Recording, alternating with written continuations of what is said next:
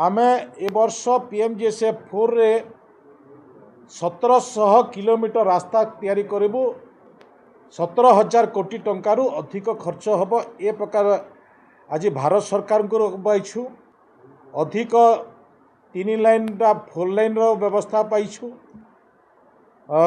Railway sector रे platform रो उन्नतीकरण पाइछु, जोटा गोटे लाइन थिला डबल लाइन रो सुविधा पाई परिछु।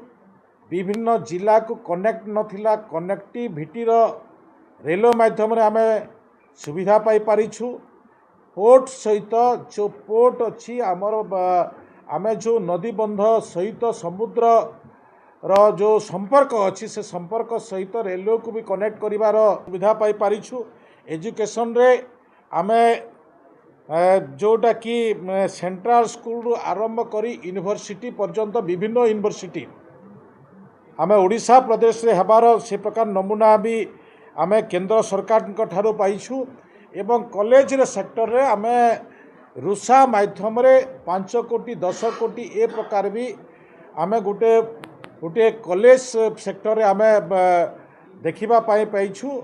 एवं सबुठारू जो कॉलेज को आसुथबा छोट छुआ ए भितरे दुईटा संपर्क जोड़ी होची, गोटे राज्य सरकार एवं गोटे केंद्र सरकार कर।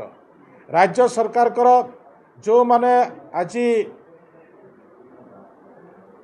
जो पंचायत अच्छी 314 ब्लॉक रो आमर 6733 पंचायत अच्छी। सबू पंचायत रे आमे गोदावरीश आदर्श विद्यालय करिबु, जोठी प्रत्येक आभिमुख्य रहिबो।